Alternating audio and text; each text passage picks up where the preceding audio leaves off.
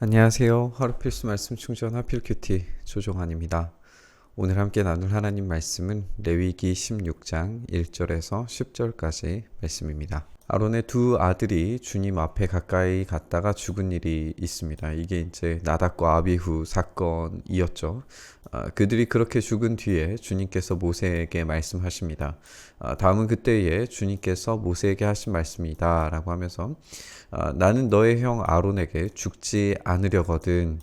보통 때에는 휘장 안쪽 거룩한 곳 곧 법궤를 덮은 덮개 앞으로 나아가지 말라라고 일러라. 그러니까 이곳은 하나님께서 임재하고 계시는 곳이고 구름에 휩싸여 있다가 그 덮개 위에서 나타나시기 때문에 이 법궤 앞으로 함부로 나아갈 수 없습니다. 그래서 이 휘장이 쳐져 있는 그 안 가장 거룩한 지성소 앞으로는 함부로 나아갈 수 없는 곳이죠. 근데 이제 아론이 거룩한 곳으로 들어가려고 할 때에는 다음과 같은 이제 준비가 필요한 것인데 솥대 가운데에서 수송아지 한 마리를 골라서 속죄 제물로 또 순양 한 마리를 번제물로 바치라라고 이야기를 하고 계시고요. 이제 그가 입는 옷을 또 이제 명령을 하시는데 모시로 만든 고룩한 속옷을 입고 그 안에는 맨살에다가 모시로 만든 홑옷을 입어야 됩니다. 모시로 만든 띠를 띠고 모시로 만든 관을 써야 됩니다. 이것을 이제 우리가 좀 잘 생각을 해봐야 할 필요가 있는데 이 대제사장이 입는 옷은 굉장히 화려합니다. 우리가 출애굽기에서 대제사장이 입어야 하는 관복의 종류 또 레위기에서도 함께 나눴었지만 그 모습이 굉장히 화려했다는 것을 우리가 생각을 해볼 수 있어요. 우리 앞에는 12개의 보석이 박힌 흉패가 있었고 그리고 황금으로 이 어깨에 되어져 있고 관을 쓸 때에도 우리가 실을 쓰는 것도 뭐 청색, 홍색, 자색실 뭐 이런 것들로 꾸어진 것들로 이제 꾸며지게 되고 뭐 청색 옷에 그 안에 또 흰 옷을 입고 이것이 뭐 하늘을 상징하는 것이고 또 이 앞에 여호와께 성결이라고 하는 판금 흉패가 붙어져 있다는 것, 뭐 이런 것들을 우리가 다 나눴었기 때문에 대제사장의 의복 자체가 굉장히 화려했다는 것을 우리가 알고 있는데 오늘 이 거룩한 지성소 앞으로 들어갈 때에는 모시로 만든 거룩한 송옷 그리고 모시로 만든 홑옷, 그리고 모시로 만든 띠, 그리고 모시로 만든 관 이런 것들을 쓰는 거예요. 그러니까 굉장히 소박하고 굉장히 겸손한 모습의 그 옷을 입게 되는 거죠. 마치 대제사장의 원래의 복장은 왕 같은 그런 복장인데 이 하나님 앞으로 나아갈 때에는 왕이 아니라 어떤 종의 모습을 하고서 하나님 앞으로 나아가야 된다는 것을 우리가 알 수 있게 됩니다. 이것들이 모여서 이제 거룩한 옷 한 벌이 되는데 먼저 물로 몸을 씻고 나서 그 다음에 옷들을 입어야 됩니다. 그런 다음에 그는 이스라엘 자손의 회중이 속죄 제물로 바치는 순염소 2마리와 또 번제물로 바치는 순양 1마리를 받을 수 있게 됩니다. 근데 이제 아론이 자신을 속하는 속죄 제물로 숫소를 바치고 자기와 자기 집안의 죄를 먼저 속하게 되고 순염소 2마리를 끌어다가 회막 어귀의 주 앞에 이제 세워놓고 여기서 이제 특별한 일들을 하게 되는데 그건 뭐냐면 그 순염소 2마리를 놓고서 제비를 뽑아서 주님께 바칠 염소와 아사셀에게 바칠 염소를 결정해라 라고 그렇게 이야기가 되어져 있는 거예요. 하나는 주님께 그리고 하나는 아사셀에게라고 그렇게 되어져 있습니다. 원문을 직역한 것이 이제 아사셀에게인데 아사셀에게를 어떻게 번역을 하는 것이 옳으냐 어떤 의미이냐를 우리가 살펴보는 것이 참 어렵습니다. 세 번역의 각주에서는 아사셀에게 바칠 염소를 이제 속죄의 염소 또는 이제 아사셀에게 바칠 염소라고 그렇게 이제 바꾸어서 번역을 할 수도 있다라고 그렇게 명시를 하면서도 아사셀이라고 하는 것을 들귀신의 이름이다라고 그렇게 지금 이야기를 하고 있거든요. 그래서 이제 아사셀이라고 하는 게 어떤 그 사막에 존재하는 귀신이고 이 귀신에게 바치게 되는 염소가 따로 있는 것이다 라고 그렇게 해석을 하는 것인데, 이제 많은 이 주석가들도 이런 식으로 이제 해석을 하기는 합니다. 그런데 우리가 하나 더 이제 생각을 해봐야 할 것은 뭐냐면, 이 17장에 가면 우리가 읽은 이 본문 그 다음 장에 보면은 귀신에게 이 제물을 바치는 그런 행동을 하지 말라. 이것이 이제 가증한 것이다 라고 그렇게 이야기를 하시거든요.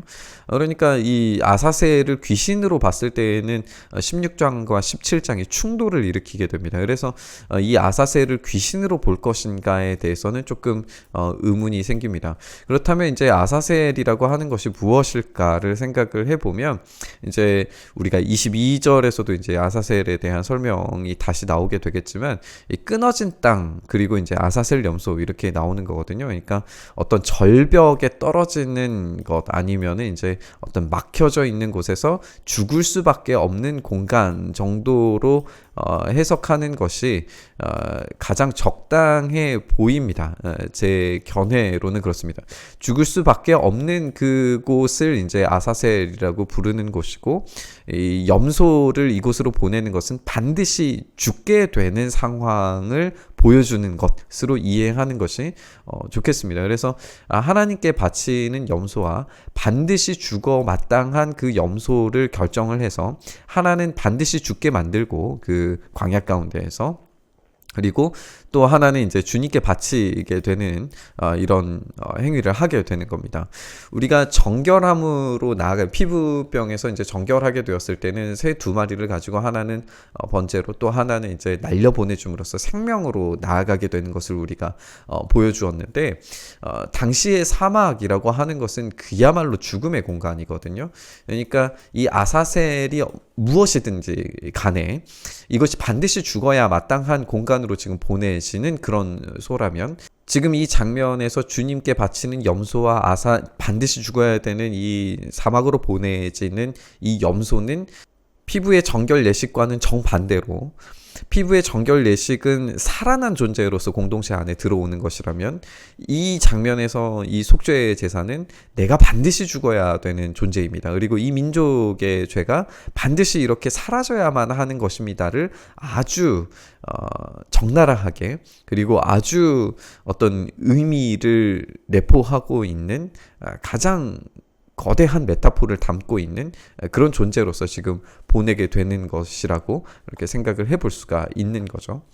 아론은 주의 몫으로 뽑힌 순염소를 가져다가 이제 속죄 제물로 바치게 되고, 아사셀 몫으로 뽑힌 순염소는 산채로 주님 앞에 세워두었다가 속죄 제물을 삼아서 빈들에 있는 아사셀에게 보내야 한다라고 이렇게 되어져 있습니다.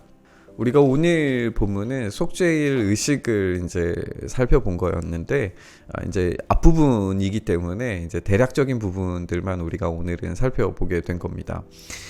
우리가 하나님의 존전 앞에 함부로 나갈 수 없는 존재들이라는 것을 우리가 다시 생각을 하게 해주죠. 대제사장은 하나님과 인간 사이의 중보자로서 독보적이고 어떤 찬란한 의복을 입는 존재였지만, 하나님의 임재 앞으로 나아갈 때는 모든 존귀함이 제거되는 걸 우리가 살펴봤습니다. 그가 입는 의복의 단순함 그 자체가 자신을 낮추어야만 하나님 앞에 설 수 있다는 것을 보여주게 되는 거였죠.